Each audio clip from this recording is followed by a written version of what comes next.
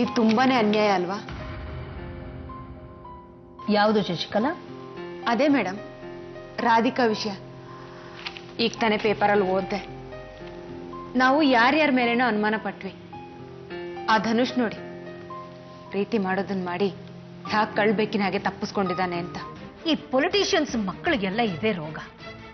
ಅಪ್ಪನ ಜೇಬ್ ತುಂಬಾ ಹಣ ಇರುತ್ತೆ, ಕೈ ತುಂಬಾ ಪವರ್ ಇರುತ್ತೆ, ಬೆನ್ನ ಹಿಂದೆ ಹಿಂಬಾಲಕರು ಇರ್ತಾರೆ, ಅದಕ್ಕೆ ನಾಯಿಗಳ ಥರ ಆಡ್ತಾರೆ. ಅಂಥವ್ರ ಬಾಲನ ಮೊದಲು ಕತ್ತರಿಸ್ಬೇಕು. ಹೌದು ಮೇಡಮ್. ಮೇಡಮ್, ನೀವು ಆ ಧನುಷ್ನ ಇನ್ನೂ ಯಾಕೆ ಅರೆಸ್ಟ್ ಮಾಡಿಲ್ಲ?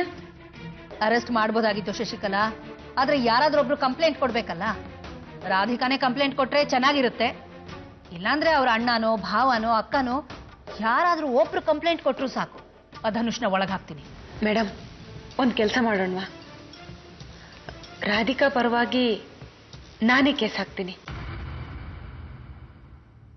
ನೀನಾ? ಅದು ಮಾಡ್ಬೋದು. ಆದ್ರೆ ಮೇಡಮ್, ನನ್ನ ಕಡೆ ಯಾರಾದ್ರೂ ಒಳ್ಳೆ ಲಾಯರ್ ವಾದ ಮಾಡಿದ್ರೆ ನಾವು ಗೆಲ್ಬೋದು. ಒಳ್ಳೆ ಲಾಯರಾ? ಹಾಗಾದ್ರೆ ನೋಡು, ನಿನ್ ಫ್ರೆಂಡ್ಸ್ ಯಾರಾದ್ರೂ ನಮ್ಮಲ್ಲೇ ಇದಾರಲ್ಲ. ಯಾರು? ನಮ್ ಸೀನಿಯರ್ ನಾಗಭೂಷಣ್ ಸರ್. ಅಪ್ಪನ? ಅರೆ, ಗುಡ್ ಐಡಿಯಾ.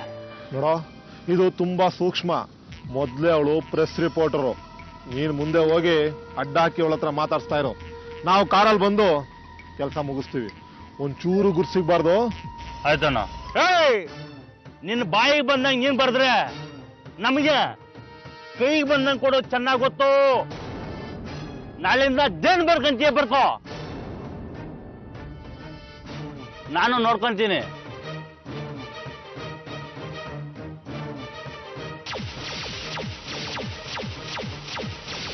ಏನಂದ್ರೆ ಕೈಗೆ ಬಂದ ಹಾಗೆ ಕೊಡ್ತೀಯಾ?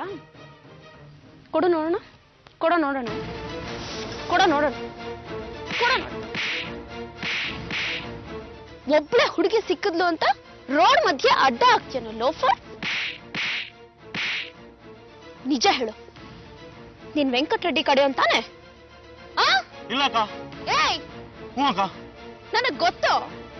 ರೆಡ್ಡಿ ಪ್ರೆಸ್ ಮೀಟ್ ಅಲ್ಲಿ ಕಾಫಿ ತಿಂಡಿ ಎಲ್ಲ ಸಪ್ಲೈ ಮಾಡ್ತಾ ಇದ್ದವನು ನೀನೇ ತಾನೆ? ನೋಡು, ನಿನ್ ರೆಡ್ಡಿಗೆ ಹೋಗಿ ಹೇಳು, ನಾಳೆ ನಮ್ಮ ಆಫೀಸಲ್ಲಿ ಅವನು ನನ್ನ ಮೀಟ್ ಮಾಡ್ಬೇಕು. ಹೋಗಿ ಹೇಳ. ಆ ವೆಂಕಟರೆಡ್ಡಿ ಸ್ಲಮ್ನವ್ರಿಗೆಲ್ಲ ಮನೆ ಕಟ್ಟಿಸ್ಕೊಡ್ತೀನಿ ಅಂತ ದೊಡ್ಡದಾಗ ಪೇಪರಲ್ಲಿ ಹಾಕ್ಸ್ಕೊಂಡಿದ್ದ. ಆ ವಿಷಯದ ಬಗ್ಗೆನೆ ಒಂದಷ್ಟು ಪುರಾಣಗಳಿದೆ. ಗ್ರೂಪ್ ಹೌಸಿಂಗ್ ಸ್ಕೀಮ್ ಅಲ್ಲಿ ಅವನು 92 ಕೋಟಿನ ನುಂಗ್ ಹಾಕಿದಾನೆ. 92 ಕೋಟಿನ? ಅದನ್ನ ನಾವು ನಮ್ಮ ಪೇಪರಲ್ಲಿ ಬರ್ದಿದ್ದೀವಿ. ಅದು ತಪ್ಪು, ನಮ್ಮನ್ನ ಕ್ಷಮೆ ಕೇಳಿ ಅಂತ ಅವನ್ ಚೇಲನ ನಮ್ಮ ಆಫೀಸಿಗೆ ಕಳ್ಸಿದ್ದ. ಓಹ್, ಅಲ್ಲಿ ಗಲಾಟೆ ಮಾಡನ? ಏನ್ ಗೊತ್ತಾ, ಈ ಗುರುಗಿಂತ ಚೇಲಗಳಿಗೆ ಒಂದು ಕೊಂಬು ಜಾಸ್ತಿ ಅನ್ನೋ ಹಾಗೆ ಆಡ್ತಾರ ಕಣೋ. ಬಾಯಿಗೆ ಬಂದಂಗೆಲ್ಲ ಮಾತಾಡ್ದ. ನನಗೂ ತಡಿಯೋದಕ್ಕಾಗಿಲ್ಲ, 2 ಕಪ್ಪಾಳಕ್ಕೆ ಕೊಟ್ಟು ಕಳ್ಸಿದೀನಿ.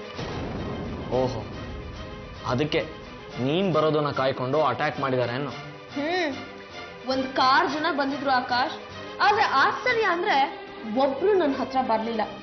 ಅದ್ರಲ್ಲಿ ಈ ಚೇಲ ಇದ್ನಲ್ಲ, ಅವನ್ ಮಾತ್ರ ನನ್ನ ಹತ್ರ ಬಂದು ಸರಿಯಾಗಿ 2 ತಿನ್ಕೊಂಡು ಹೋದ. ಮಂತಿನ ಕೆಲಸ ಮಾಡ್ಬಿಟ್ಟಲ್ಲ. ಹೋಗಿ ಹೋಗಿ ಆ ಹುಡುಗಿಗೆ ಅಡ್ಡ ಹಾಕೋದು. ಓ ಕಿಟ್ಟೆ, ನಿನಗ್ ಬರೀ ದೇಹ ಬೆಳೆದೈತೆ ಅಷ್ಟೇ, ಬುದ್ಧಿ ಒಂದ್ ಚೂರು ಇಲ್ಲ. ಅದಕ್ಕೆ ಆ ಹುಡುಗಿ ಹತ್ರ ಒದೆ ತಿನ್ಕೊಂಡ್ ಬಂದಿದ್ಯಾ? ಛೇ, ನೀವ್ ಹೇಳಿದ್ರಲ್ಲಣ್ಣ, ನೀವೆಲ್ಲ ನನಗೆ ಮೋಸ ಮಾಡಿಬಿಟ್ರಿ. ನಾನು ಹಿಂದೆ ಫಾಲೋ ಮಾಡ್ತೀನಿ ಅಂತ ಹೇಳಿ ನನ್ನ ಒಬ್ಬನ್ನೇ ಬಿಟ್ಟು ಹೋಗ್ಬಿಟ್ರಿ. ಧರ್ಮಯ್ಯ ಮೋಸ ಮಾಡ್ದಂತ ಮೋಸ. ವಾಪಸ್ ಬರ್ಲಿ ಅಂತ ಫೋನ್ ಮಾಡಿದ್ರೆ ಫೋನೇ ತೆಗಿಲಿಲ್ಲ. ನನ್ ತಲೆ ತೆಗೆ ಕೆಲಸ ಮಾಡ್ತಾ ಇದ್ದಲ್ಲ ನೀನು. ಅವಳ ಬ್ಯಾಕ್ ಗ್ರೌಂಡ್ ಏನು, ಅವಳು ಯಾರು ಅಂತ ಗೊತ್ತಿಲ್ಲ ನಿನಗೆ? ಗೊತ್ತಿಲ್ಲ. ನಿನ್ 4 ಸಾರಿ ಬಿಡಿಸಿದ್ರ ನಾಗಭೂಷಣ್ ಸಾರು ಅವ್ರ ಮಗಳೇ ಇವಳು. ಅವಳು ಕೂತಿರಲ್ಲ ಬಿಡು.